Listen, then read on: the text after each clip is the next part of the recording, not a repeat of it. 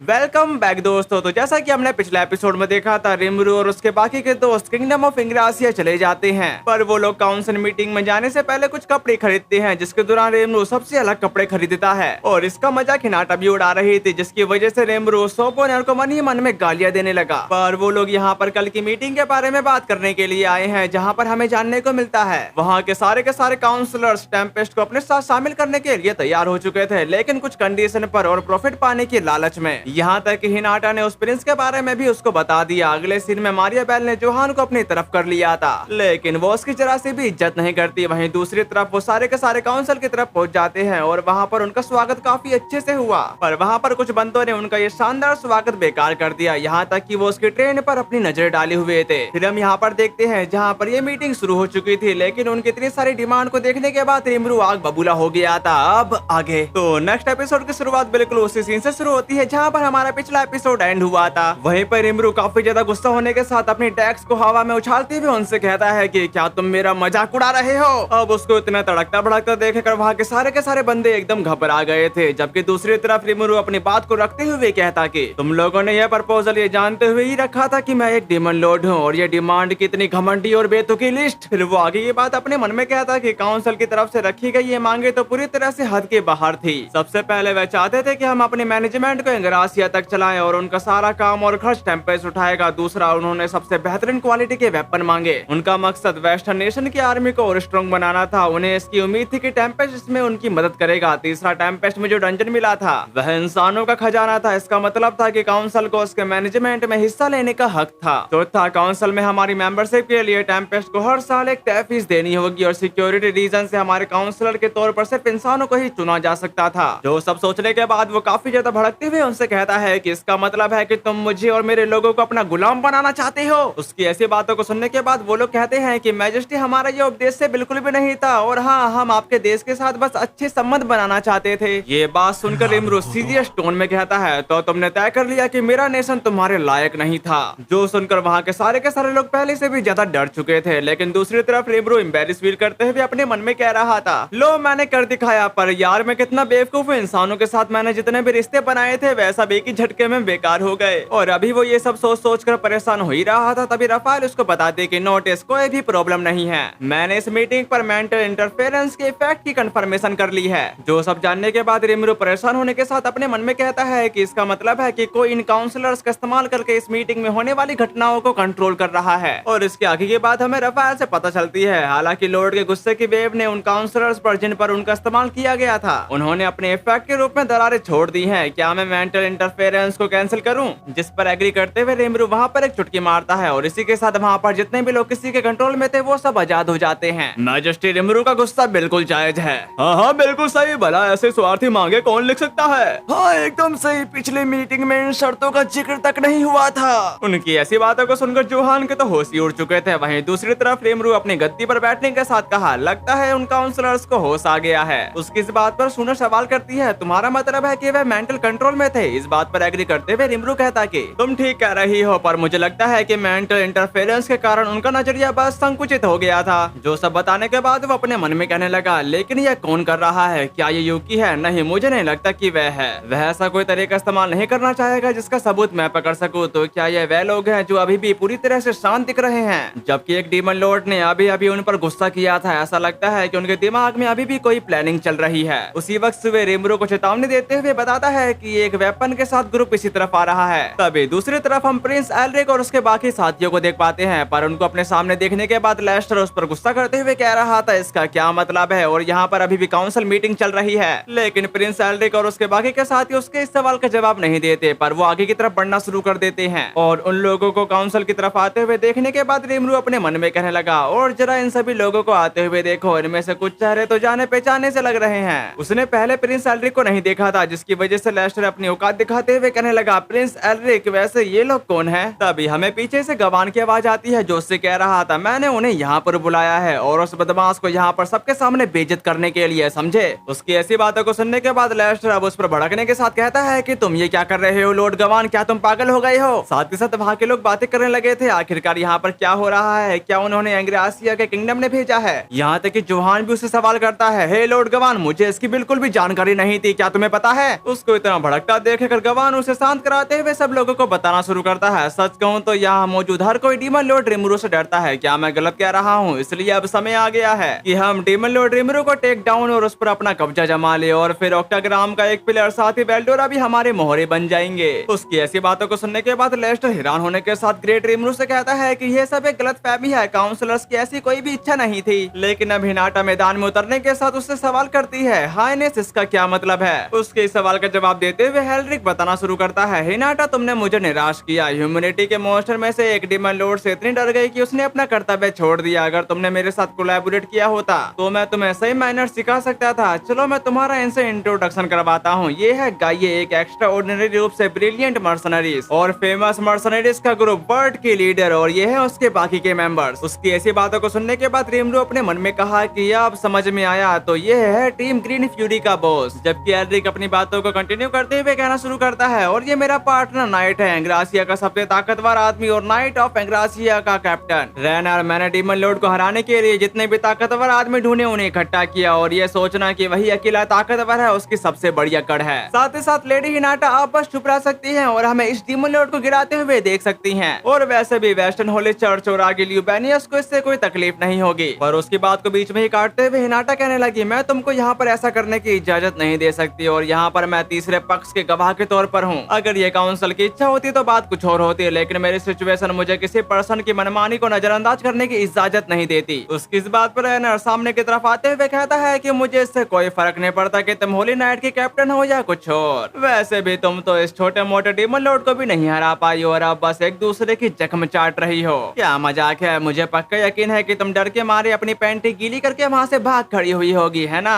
अब ये सुनकर हिनाटा का तो उस पर काफी ज्यादा गुस्सा आ रहा था, लेकिन वो कैसे न कैसे करके खुद को संभाल रही थी। जबकि दूसरी तरफ एल्रिक का कहना है, काउंसलर सब समय आ गया है जब आप अपनी साइड क्लियर करें, और क्या आप वह हीरो बनेंगे जो किसी डीमन लॉर्ड को जान से मार सकता है, या फिर आप समस्त मानव जाति के शत्रु बनेंगे? मुझे एल्रिक वॉन एंग्रासिया को पूरा विश्वास है कि आप सही चुनाव ही करेंगे। इस पे रिमुरु अपनी सीट पे से खड़े होने के साथ उसको बताने लगा था, अरे रहने भी तो, इतना सब कुछ होने के बाद अब तुम वोट लोगे? जिस बात का जवाब देते हुए एल्रिक बताता है कि बेशक ये काउंसिल की मीटिंग है, वैसे मुझे नहीं लगता कि वोट की भी कोई जरूरत है। तो चलिए अब वोटिंग शुरू करते हैं। हम सभी इसी वक्त डीमन लॉर्ड को हराएंगे और उस पर कब्जा कर लेंगे। जो भी इस बात से सहमत है प्लीज खड़े हो जाएं। और मैं चाहूंगा कि आप सभी फिर से एक बार सोचे कि लॉर्ड गवान ने क्या कहा था। अगर हम डीमन लॉर्ड रिमुरु को अभी इसी वक्त हरा देते हैं, और वहाँ पर जब वो लोगों को भड़का ही रहा था तभी पीछे रिमुरु अपने मन में कहने लगा, उसमें काफी ज्यादा कॉन्फिडेंस है, पर मुझे लगता है कि मैं गलत हूँ। उसी वक्त रफाएल उसको बताने लगे, सोए नामक बंदे ने हर कंट्री की इन्वेस्टिगेशन करते समय रिश्तेखोरी के सबूत पाए हैं। जो सब जानने के बाद रिमुरु का कहना है, मुझे भी यही लगा था। वैसे क्या उन्हें यह नहीं पता है कि किसी फॉरेनर काउंसलर को खरीदना एक इंटरनेशनल मुद्दा है, और इसका सबूत मेरे पेट में ही है ना? तो जैसे ही मैं वह सबूत पेश करूंगा हमारा काम हो जाएगा। उसकी इस बात पर रफाएल बताते कि नोटिस इसकी कोई जरूरत नहीं होगी, लेकिन मास्टर आपने बिना कोई प्रूफ सबमिटेड किए ही विक्ट्री हासिल कर ली है। अब ये सुनकर रिमुरु काफी ज्यादा खुश हो गया था। फिर हम यहाँ पर देखते हैं जहाँ पर एल्रिक अभी भी उनको भड़काते हुए कह रहा था, और वोट्स के नतीजे आ गए हैं। मेजोरिटी में यह प्रपोजल अप्रूव हो गया है। यह ऑर्ब ऑफ डिमोनेशन है। यह एक ऐसा आर्टिफैक्ट है जो मॉन्स्टर को कंट्रोल करने के कैपेबल है। अब उस चीज को देखने के बाद रिमरू अपने मन में कहता है कि रुको,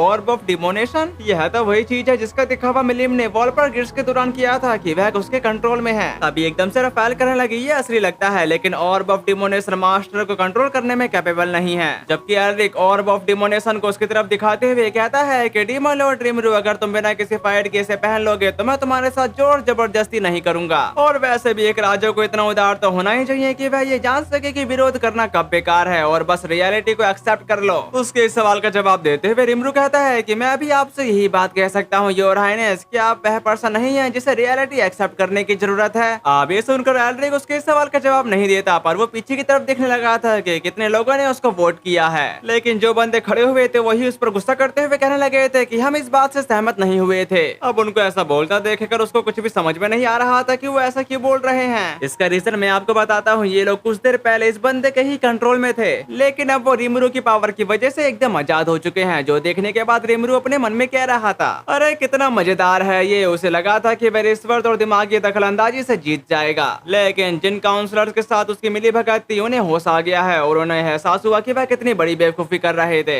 यहाँ तक कि एल्रिक उन पर गुस्सा करते हुए कह रहा था, तुम लोगों की हिम्मत कैसे हुई मुझे धोखा देने की? और उसका साथ देते हुए गवान सब लोगों को समझा रहा था, प्रिंस एल्रिक सही कह रहे हैं। अगर आप अपना वादा तोड़ छोड़ते हैं तो मेरी किसी भी मदद पर भरोसा मत करना। उसकी ऐसी बातों को सुनकर लेस्टर हैरान होते हुए उससे पूछता है, तुम्हारा इससे कहने का क्या मतलब है? अब उसके इस सवाल का जवाब क्या दिया जाए लेस्टर को बिल्कुल भी नहीं पता था, क्योंकि अब वो बुरी तरह से फंस चुका है। जबकि दूसरी तरफ रेमरो उसके काले चिट्ठे खोलते हुए बता रहा था, लारबाज किंगडम में बाढ़ की रोकथाम के लिए कंस्ट्रक्शन वर्क और कर्नाटक किंगडम में फूड आइटम सप्लाई में मदद। ऐसा प्रतीत होता है तुमने हर किसी कंट्री से किसी न किसी मदद करने का वादा किया है, लेकिन अगर ये सौदा रद्द हो जाता है, यानी अगर वे आपकी बात नहीं मानते हैं, तो ये बहुत ही बड़े पैमाने पर की गई रिश्वतखोरी होगी। अपनी पोल पट्टी खुलता देखकर गवान उससे सवाल करता है कि तुमको इसके बारे में कैसे पता? जिस बात का जवाब देते हुए रिमरू बताता कि मैंने अपने लोगों से कुछ रिसर्च करवाई थी, क्योंकि मुझे चिंता थी कि कोई मेरी बात पर यकीन करेगा या नहीं, लेकिन अब तो तुमने खुद ही इसे मान लिया है। जो सब जानने के बाद वहाँ के सारे बंदर इसी बात पर चर्चा करने लगे थे, लेकिन ये बात रैनर को पसंद नहीं आती, इसलिए वो अपने स्वॉर्ड को बाहर की तरफ रेज करते हुए कहने लगा, बस बहुत हो गया ये गेम। प्रिंस एल्रिक, अपने गोल को छोड़ने की कोई भी जरूरत नहीं है। अगर मैं खुद उस डीमन लॉर्ड को हरा दूं तो सारी प्रॉब्लम अपने आप ही सुलझ जाएंगी। रैनर को बीच में पड़ता देखकर गवान काफी ज्यादा खुश होने के साथ कहता है कि बिल्कुल सही, हमारे पास अभी भी तुम हो, हमारा तुरुप का पत्ता।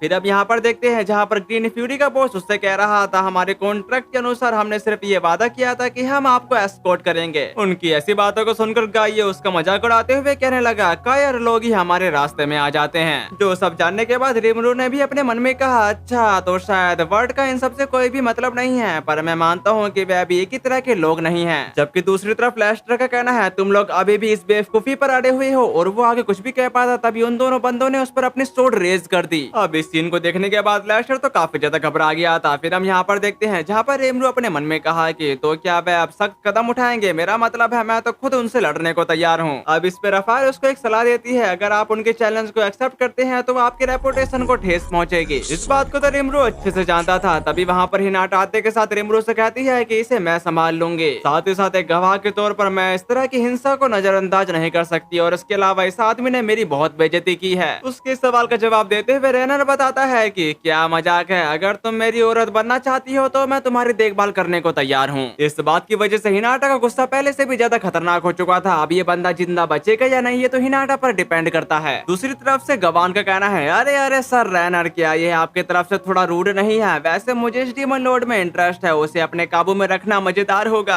अब ये सुनकर रिमरू काफी ज्यादा हैरान होने के साथ अपने मन में कहा कि क्या वह बूढ़ा आदमी सचमुच में मुझे चाहता है? फिर हम यहाँ पर देखते हैं जहाँ पर हिनाटा उसको बताती है कि औरत ने नरमी से चेतावनी देने के बाद भी मुझे कोई भी अंदाजा नहीं था कि तुम इतने बेवकूफ हो। जिसका जवाब देते हुए रैनर फ्लेक्स मारते हुए कहता है, मुझे लगता है कि सैंड के तौर पर मिली हुई इज्जत तुम्हारे सर चढ़ गई है। मैं ग्रासिया का सबसे ताकतवर आदमी तुम्हें दिखा दूंगा कि तुम असल में हो कौन। उसकी ऐसी बातों को सुनकर गाइए का कहना है, तो फिर क्या तुम मुझे डीमन लॉर्ड को मेरे हवाले कर दोगे? जिस बात पर रैनर पूरी तरह से एग्री था। अब ये सुनकर गाइए काफी ज्यादा खुश होने के साथ कहा कि यह इस बात पर डिपेंड करता है कि कोई डीमन लॉर्ड मेरी नई होली स्वॉर्ड से बच पाएगा या नहीं। अब ये सुनकर रिमरू अपने मन में कह रहा था, अगर वह मुझसे फाइट करना चाहता है तो उसे सबसे पहले डंजन को हराना होगा, तो इसका मतलब है कि ये काम मैं बेनीमारू को सौंप सकता हूँ। उससे पहले ही सूना बीच में आते हुए बोल पड़ी, मैं इतनी देर से बस चुपचाप सुन रही हूँ, लेकिन तुम लोगों ने ग्रेट रिमरू के प्रति हद से ज्यादा बदतमीजी कर दी है। अब इस बंदी को अपने सामने देखने के बाद गाइए हंसने के साथ कहता है कि तुम तो बस हमें आंक रहे हो डीमन लॉर्ड रिमरू। वैसे क्या तुम्हें कमजोर छोटी सी बच्ची के परछाई में छिपते हुए शर्म नहीं आती? उसी वक्त सूना सामने की तरफ आते हुए कहती है, चुप रहो, तुम तो ग्रेट रिमरू या मेरे भाई से फाइट करने के लायक भी नहीं हो।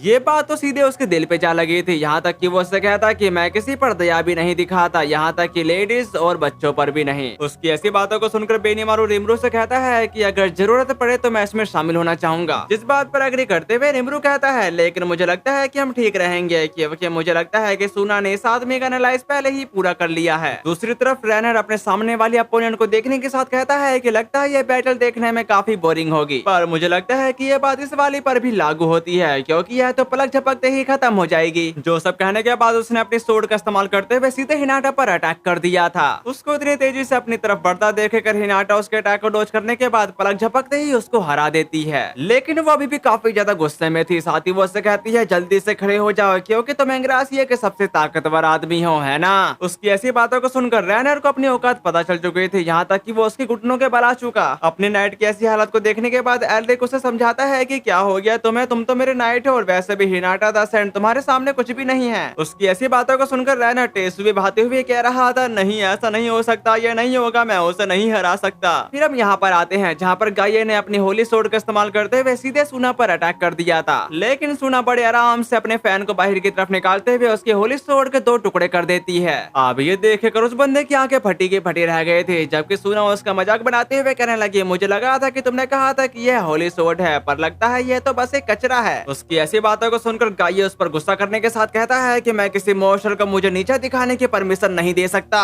और वो टूटी हुई स्वॉर्ड से ही उस पर लगातार अटैक करे जा रहा था। लेकिन सुना काफी इजीली तरीके से उसके अटैक को बार बार ब्लॉक करे जा रही थी। अपने सामने इस मंजर को देखने के बाद रिमरू हैरान होते हुए कहता है कि मुझे नहीं पता था कि सुना हाथ में हाथ मिलाकर भी लड़ सकती है। ये बात सुनकर बेनीमारू इम्प्रेस होते हुए कहता है कि उसने हाकुरो से मार्शल आर्ट सीखी है, जबकि दूसरी तरफ सुना ने उसको एक ही बारे में धूल चढ़ा दी थी। यहाँ तक कि वो एक स्पेल को कास्ट करते हुए कहने लगी, मैं ये प्रार्थना ईश्वर के समक्ष रखती हूँ और मैं आत्माओं की शक्ति की कामना करती हूँ। मैं आपसे विनती करती हूँ मेरी इच्छा पूरी करो और सब कुछ समाप्त कर दो, डिस्ट्रैक्शन। अब ये देखकर वो बंदा उसको यहीं पर रुकने को कह रहा था, लेकिन अब काफी ज्यादा देरी हो चुकी है, क्योंकि वहाँ पर काफी खतरनाक तरीके से लाइट एनर्जी अनलीश होने लगी थी, जिसकी वजह से ऐसा लगने लगा था कि अब वो नहीं बचेगा। लेकिन उसके अटैक के खत्म होने के बाद भी उसके जरा से प्रेशर नहीं वहाँ के सभी लोगों को हिला दिया था। जबकि रिमरू भी हैरान होते हुए कहता है कि अरे यार, क्या सुना ने उस आदमी को सच में मार दिया। फिर हम यहाँ पर देखते हैं जहाँ पर वो आदमी अभी तक मरा नहीं था, लेकिन उसके कपड़े जरूर जा चुके थे। अब उस बंदे को सही सलामत देखने के बाद सुना उसको समझाती है कि मुझे लगता है कि मुझे उन स्पेल का इस्तेमाल नहीं करना चाहिए था जिनकी मैं अभी भी प्रैक्टिस कर रही हूँ, और मेरी स्किल अभी भी काफी अंडर डेवलप है, इसलिए वह स्पेल चूक गया। उसकी ऐसी बातों को सुनकर रिमरू हैरान होने के साथ कहता है कि इतने शानदार कंट्रोल के साथ इसे करने के बाद वह ये कह रही है, क्या बात है। फिर वो सीधे एल्ड्रिक से सवाल करता है, क्या तुम अभी भी आगे बढ़ना चाहते हो, लेकिन एल्ड्रिक ने सीधे साफ तौर पर मना कर दिया था। जो सुनकर रिमरू खुराफाती आइडिया लगाते हुए अपने मन में कह रहा था, अब मैं उससे इसके लिए पैसे कैसे मांगू। तभी एकदम से रफाल उसको बताने लगी थी, मैंने कुछ दूरी से ही किलिंग इंटेंट को भाप लिया है और उसका निशाना एल्ड्रिक नाम का पर्सन है। अब ये सुनकर रिमरू काफी ज्यादा हैरान होने के साथ अपने डिटेक्टिंग सर्कल को इनहेंस करना शुरू कर दिया था। तभी सामने की तरफ उसको एक लड़की दिख जाती है, जिसको देखने के बाद वो कहता है कि ये जरूर वही होगी, पर इसके पास एक हैंडगन है, लेकिन वहाँ से वह उस तक पहुँच ही नहीं सकता। जिसके बाद उस लड़की ने उसको फायर कर दिया था। तभी एकदम से रफाल उसको बताने लगे, यह स्पेशल कनेक्शन है, एक तरह का स्पेशल मूवमेंट। अब उस बुलेट को उसके इतना करीब देखकर वो दोनों काफी ज्यादा परेशान हो जाते हैं, लेकिन उससे पहले ही रिमरू अपने बेल्ज़ेबब का इस्तेमाल करने के साथ उस बुलेट को अपने हाथ में पकड़ लेता है। जिसके बाद हिनाटा सीधे एल्ड्रिक की तरफ बढ़ते हुए पूछ रही थी, क्या तुम ठीक हो एल्ड्रिक। जबकि ग्रीन फ्यूरी का बॉस काफी ज्यादा हैरान होने के साथ कह रहा था, मुझे यकीन नहीं हो रहा कि उसने पल भर में ही उसे ब्लॉक कर दिया। फिर हम इसके कुछ देर बाद का सीन देखते हैं, जहाँ पर लेस्टर उस बुलेट को अपने हाथ में लेते हुए कहता है कि तुम्हारा मतलब है कि यह इतनी सी छोटी चीज किसी की जान ले सकती है।